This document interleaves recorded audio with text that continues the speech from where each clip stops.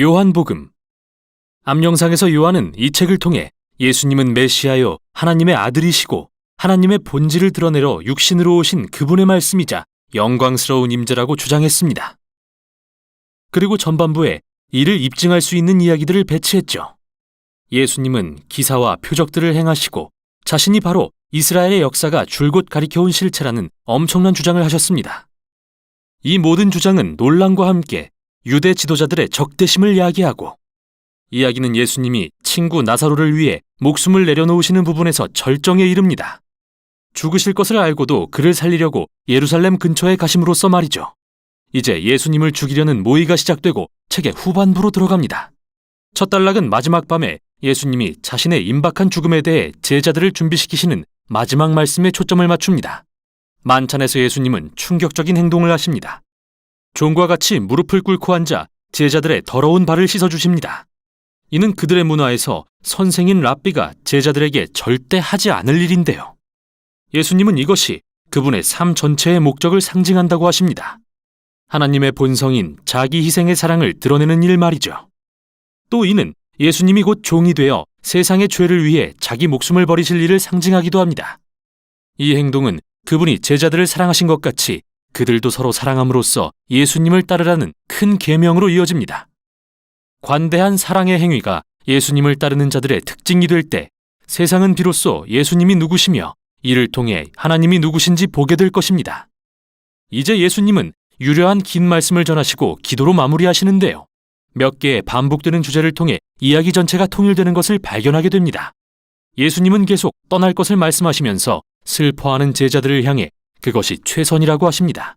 왜냐하면 이는 성령, 즉 보혜사를 보내신다는 뜻이기 때문이죠. 육신이신 예수님은 때와 장소에 구애를 받으시지만 성령이 오시면 때와 장소를 초월해 우리 안에 거하실 수 있게 되어 성령이 여러 가지 일을 하실 거라고 말씀하십니다. 앞서 요한은 한 분이신 하나님의 독특한 신성에 대해 성부와 성자가 사랑으로 연합하는 관계라고 했는데요. 예수님은 성령이 바로 그 인격적인 사랑이시며 그분의 백성 가운데 거하시며 그들을 성부와 성자의 사랑 안으로 인도하실 거라고 하시죠.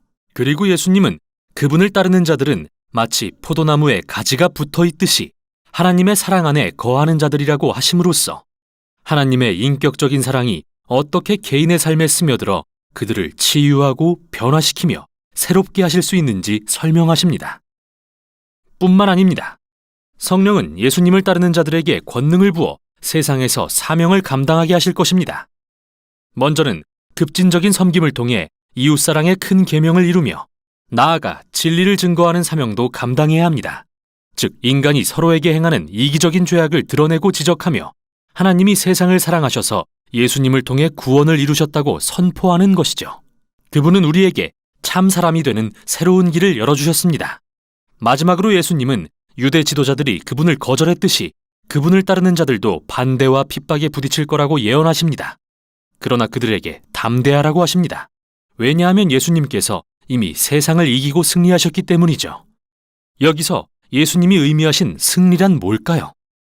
설명하지 않으시지만 요한은 이제 마지막 단락에서 예수님께서 의미하시는 승리가 어떤 모습인지 보여줍니다. 유대 지도자들이 예수님을 붙잡으려고 그분과 제자들이 있는 곳에 군인들을 보냅니다. 그들은 누가 예수인지 물었고 예수님이 나다라고 분명히 밝히시자 놀라 나자빠집니다. 이는 요한복음에서 아주 기발한 장면입니다. 예수님은 이 표현을 두 가지 방식으로 각기 7번씩 사용하셨는데 모두가 예수님에 대한 요한의 핵심 주장을 강조합니다. 나는 무엇이다 라는 말은 헬라어로 에고 에이미로서 출애굽기 3장에서 모세에게 계시되었던 하나님의 언약적 이름을 히브리어로부터 번역한 것인데요. 이는 이사야서에서도 여러 번 반복되죠. 요한은 이 놀라운 표현을 이야기 속 7군데에 전략적으로 배치해 두었습니다. 나는 생명의 떡이다. 나는 세상의 빛이다. 양의 문이다. 선한 목자다. 부활이다. 길이요 진리요 생명이다. 참 포도나무다.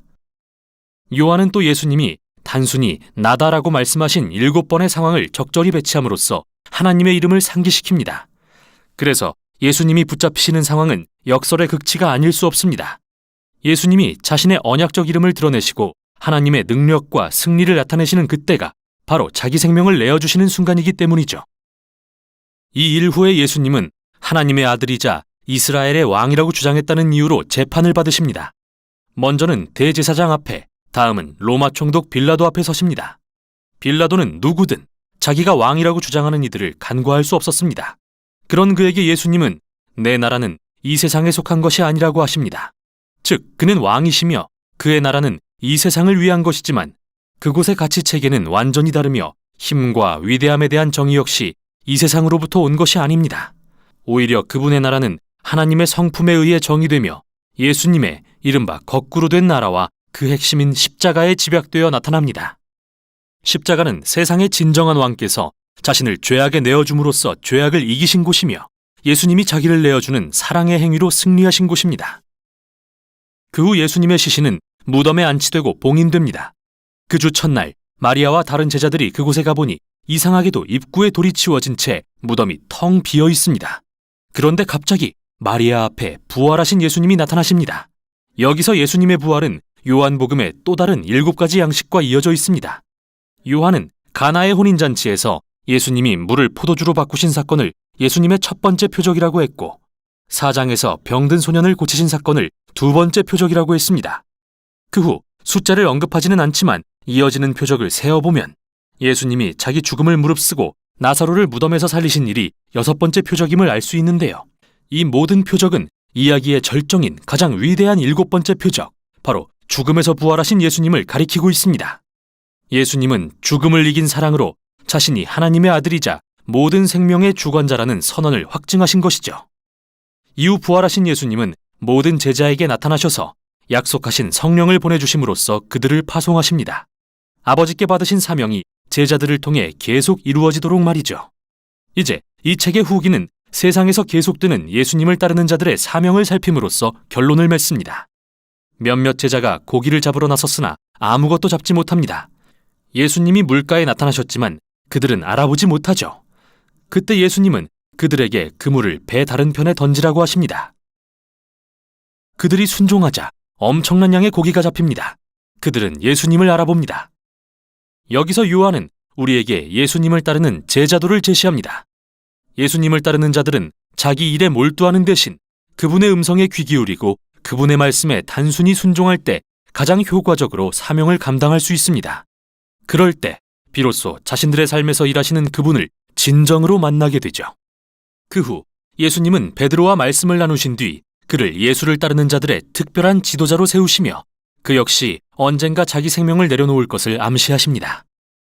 하지만 이와는 대조적으로 이야기의 마지막 순간은 이 책의 저자인 예수님이 사랑하시던 제자를 조명합니다. 베드로와 달리 그의 역할은 오랜 세월 동안 예수님의 증인이 되어 다른 이들이 그분을 믿게 하는 일이었습니다. 실제로 그는 메시아이며 하나님의 아들이신 예수님에 대한 이 놀라운 이야기를 기록함으로써 그 역할을 감당했습니다. 이게 바로 요한복음이 전하는 내용입니다.